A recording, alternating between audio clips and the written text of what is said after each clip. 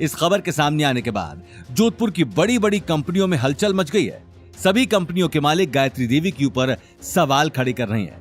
Marriott के chairman से बातचीत के दौरान चेयरमैन ने यह चिंता जाहिर की कि अग्रवाल ग्रुप शायद पहले से सारे फ्रॉड करता रहा है, लेकिन इस बार उन्हें रंगे हाथों पकड़ लिया गया है। अब आगे क्या एक्शन होगा मिस्टर अभिनव का जानने के लिए बने रहिए हमारे साथ। ये न्यूज सुनते ही गायत्री देवी के पैरों तले जमीन खिसक गई। वो अभी तक अपनी आंखों पर यकीन नहीं कर पा रही थी। उनका पूरा शरीर कांपने लगा। बरसों से बनाई हुई इज्जत की 1 मिनट में धज्जियां उड़ चुकी थी। देखते ही देखते गायत्री देवी के हाथ से मोबाइल छूट गया और वो खामोश होकर सोफे पर बैठ गई। नहीं, ये नहीं हो सकता, नहीं। गायत्री देवी की हालत देखते ही नील और शनाया उन्हें संभालने के लिए आगे आ गए। दादी साहब, आप फिक्र मत कीजिए, हमें चोरी का इल्जाम वापस अवनी पर ही लगा देंगे और बोल देंगे कि डिजाइन उसी ने चुराया था और फिर हमारा नाम ले रही है। ये बात सुनते ही गायत्री देवी ने गुस्से में नील के गाल पर चांटा जड़ दिया। तुम्हारे अंदर दिमाग है कि नहीं? यहाँ लोग मेरी रेपुटेशन पर सवाल उठा रहे और इस वक्त भी तुम बेवकूफी वाली बातें कर रहे हो। क्या कहोगे जाकर? तुम्हारा उस डिजाइन पर नाम लिखा है, भूल गए क्या? वो अब अवनी का नहीं, तुम्हारा डिजाइन है। सबसे पहले तो मुझे इस अवनी से मिलना है। इस लड़की ने कल से मेरी बात का जवाब नहीं दिया है। शनाया तुरंत बोली, लेकिन दादी, आपको नहीं लगता कि आपके बार बार वहां जाने से उन लोगों के भाव बढ़ जाएंगे?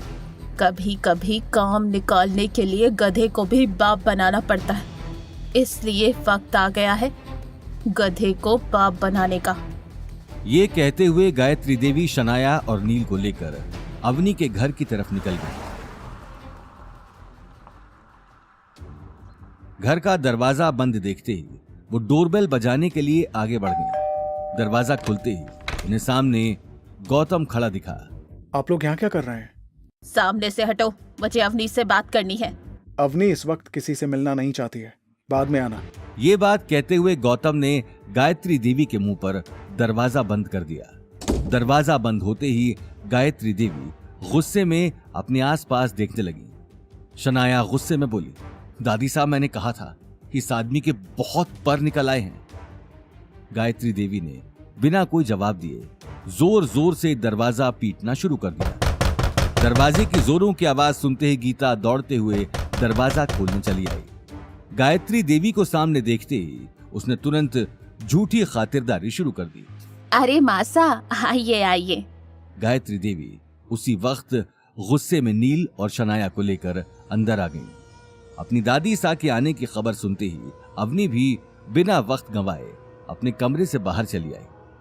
अवनी के आते ही गायत्री देवी उसे ऊपर से नीचे तक देखने लगी। अवनी बेटा, मुझे माफ कर दो। कल पता नहीं मैं गुस्से में क्या क्या बोल गई, लेकिन अब तुझे मैरियट जाने की जरूरत नहीं, तू हमारी कंपनी में ही। इससे पहले कि अवनी आगे कुछ आकर कह पाती, गौतम ने गायत्री देवी की बात काट कर जवाब दिया। दादी साहब, आप कहना क्या चाहती हैं? साफ साफ कहिए ना।